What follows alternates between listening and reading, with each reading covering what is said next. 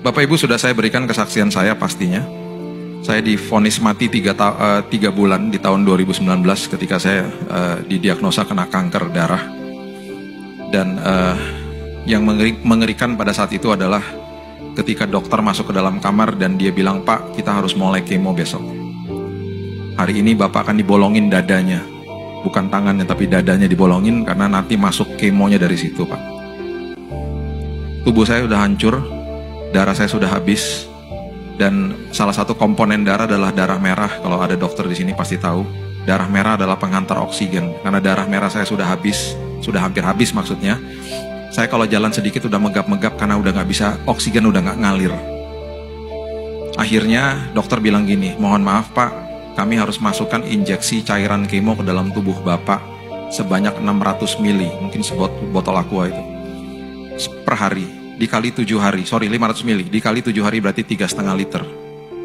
Di awal masih oke lah dengerin itu. Tiba-tiba dia bilang gini, terus dia tarik-tarik napas. Dokter kalau udah tarik napas tuh berarti mengerikan.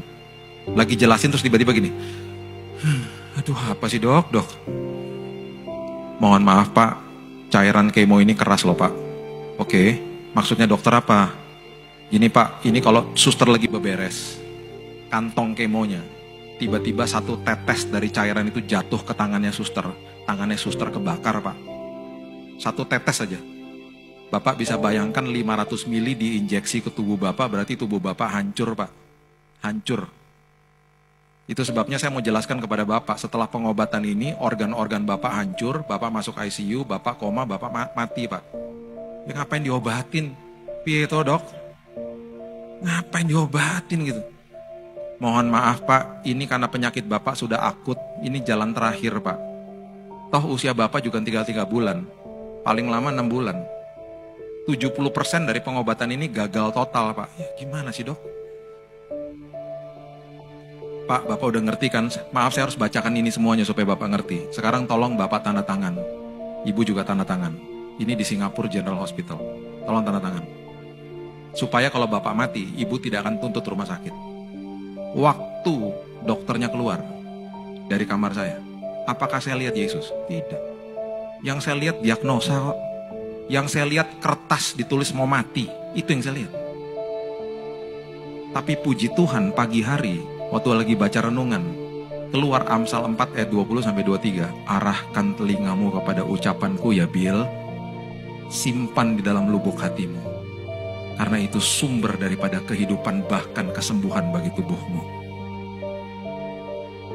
Tiba-tiba keluar pewahyuan yang akhirnya jadi viral kemana-mana. Keluar pewahyuan. Tiba-tiba saya ngomong gini sama istri saya, "Sayang, yang dokter katakan tadi itu kenyataan. Yang firman Tuhan katakan adalah kebenaran. Kenyataan harus tunduk sama kebenaran. Fakta itu harus tunduk sama kebenaran bahwa aku udah sembuh dalam nama Yesus." Itu yang saya mulai katakan hari lepas hari. Saya hanya bergantung kepada suara itu. Dan saya mulai baca firman Tuhan dengan keras supaya telinga saya dengar, karena iman timbul dari pendengaran akan firman Allah. Tiap hari saya katakan itu. Apakah jadi baik? Tidak. Apakah jadi luar biasa? Tidak. Hancur organ saya.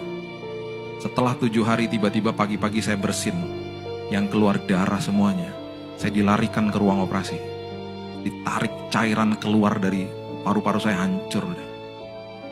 Darah semua yang keluar.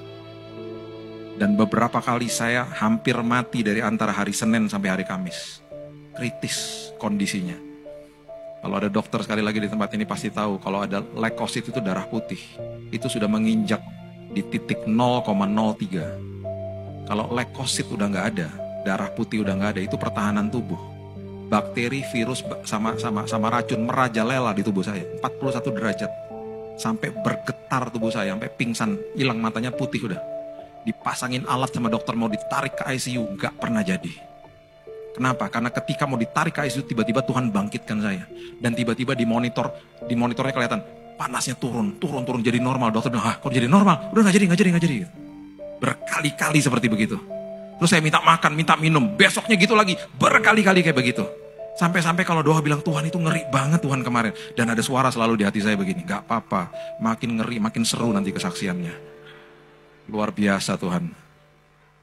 tahan ya nak, aku bersertamu ya nak. Itu suara terus-terusan di sini.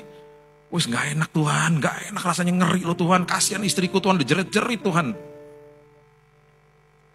Bapak Ibu tahu, anak saya yang nomor 1 lagi berhadapan sama ujian kelas 3 SMA, dan dia lagi sekolah di Singapura.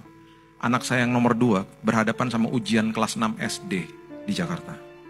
Kami semuanya masuk ke dalam padang gurun musim itu. Mereka tahu dan mereka berpikir di belakang pikiran mereka bahwa ada kemungkinan besar papanya gak pulang nih ke rumah. Dan mereka harus belajar. Bapak Ibu tahu, anak saya yang sekolah di sana, datang ke kamar saya tuh hari Jumat, Sabtu, Minggu. Bawa bangkelan, laptop segala macam. Kenapa? Belajar. Bawa buku-bukunya ke kamar.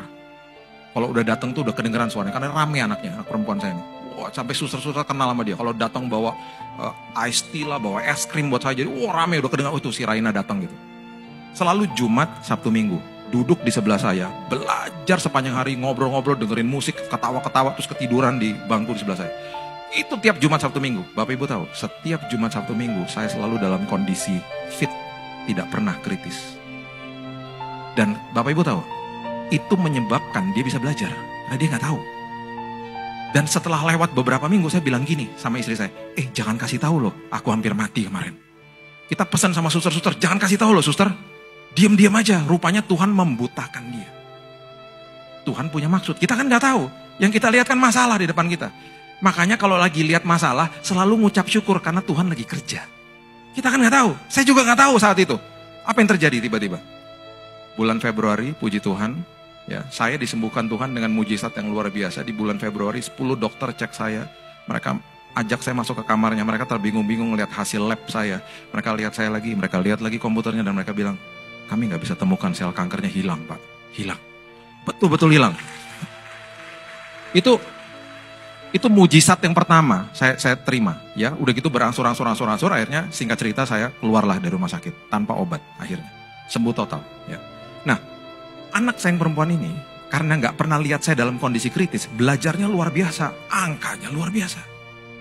Dia ngelamar sekolah, salah satu sekolah yang dia lamar itu namanya Biola University, Universitas Kristen di Los Angeles, Amerika.